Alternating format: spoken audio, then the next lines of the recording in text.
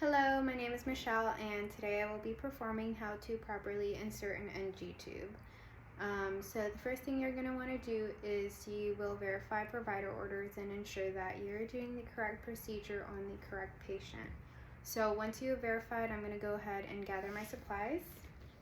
I have all of my supplies. The only supplies that I do not have is a water absorbent pad, a clip and elastic to secure the NG tube, and I also do not have a suctioning apparatus with a canister. So once I gathered my supplies, I'm going to go ahead and head to my patient's room. Knock, knock. Hello, my name is Michelle, and I will be your nurse today. Can I please have your first, last name, and date of birth? Thank you very much.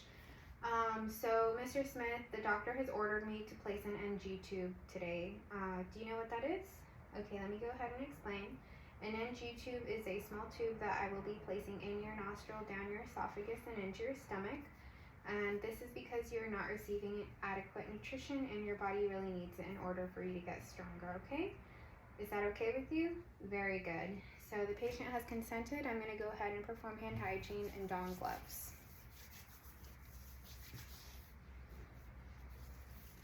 Once I have applied my gloves, I'm going to go ahead and the first thing I'm going to do is I'm going to check my NG tube's patency, and the way you do that is you want to flush it with about 30 milliliters of water, and you want to ensure that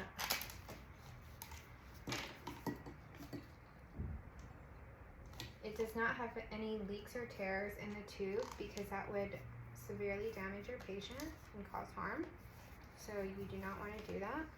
So I'm going to go ahead and flush it. Very good.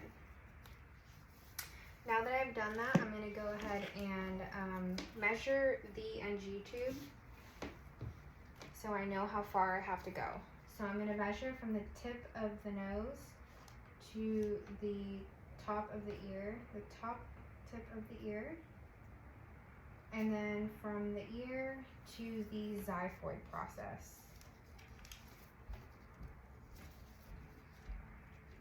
Okay, and I have here is the mark, and I'm going to want to go ahead and mark it with a pen so that I know how far I have to place it. Okay, now that I've done that, I have a basin with warm water and I'm going to soak it. And the next thing I'm going to do is I'm going to inspect my patient's nostrils to ensure that there is no obstructions or trauma to the nostrils that would not allow us to insert the NG tube. So Mr. Smith, can you go ahead and hyperextend your neck? And I have my pen light with me, and I'm going to be flashing it into each nostril. So each nostril looks very good. Can you hold one nostril and blow the opposite and do that to both? Very good. And I'm going to select the nostril with the best airway. So now that I have everything set up, I have tissue, I have my water-soluble lubricant jelly. So that's still soaking in warm water. Okay, it's done soaking. And I have my NG tube and my lubricant. I'm going to go ahead and drape a towel over my patient's chest. And I will apply the lubricant to the tip of the nostril.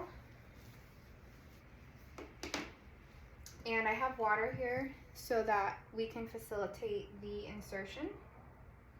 So Mr. Smith, can you go ahead and hyperextend your neck? I'm going to go ahead and insert it. Okay, I'm inserting the tube and I'm following the natural curvature of the nostril. Once it reaches the nasopharynx, Mr. Smith, can you go ahead and tilt your head forward down towards your chest? And I'm going to offer sips of water. So every sip of water, I'm going to want to go ahead and go down about 2 inches. So here's a sip of water. I'm going to go ahead and advance. And Mr. Smith, if you do feel like throwing up, please raise up your index finger and we could take a break. And we're also ensuring that if there's any resistance, you want to go ahead and pull it out and you want to reinsert it, because that probably means that you're not going in the right place. So are you doing okay? Very good. Here's another sip of water. And I'm going to keep inserting. Here's another sip of water. And I'm going to keep inserting. And if we notice like air or anything, you're also going to want to stop, because that probably means that you've gone into the trachea, and that is extremely dangerous, and you could cause your patient to aspirate. Okay, are you doing okay? No nausea, no vomiting present. So we're going to keep inserting until I reach my mark. Okay, I went ahead and reached my mark. So now that that has happened, I'm going to go ahead and secure it with a piece of tape for now.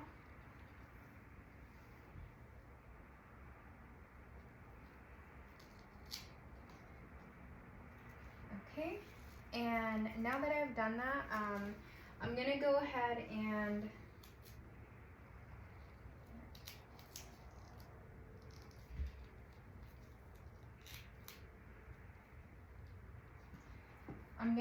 and check for patency. So the way you check to ensure that an NG tube is correctly placed is that with a large bore needle, you can either inject about 30 milliliters of air and you will listen for whooshing. You could also aspirate stomach contents, and with a pH strip you could check to ensure the pH is what the stomach contents should be, which is 3 to 5 pH scale. Or another thing that you could do, which almost every hospital does, is after you've ensured that it is placed, you could also take your patient to go get an x-ray to ensure that it is inside the stomach where it needs to be. And you want to do that before you start feeding, because if you feed into the lungs or it is in the trachea, you will get fluid in the lungs and they will aspirate and get extremely sick. So I'm going to go ahead and inject some air into my patient's NG tube and listen to ensure that there is whooshing.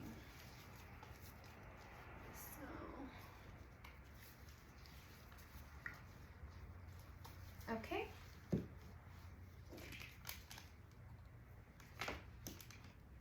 So I'm injecting the air and I'm listening. And that sounds how it should sound. So I heard the whooshing. So now that that is correct, I'm going to go ahead and take my patient to get an x-ray to ensure that it is properly placed. And now I'm going to secure my patient's NG tube, and you want to get it out of your patient's way. So I'm going to tape it to his cheek.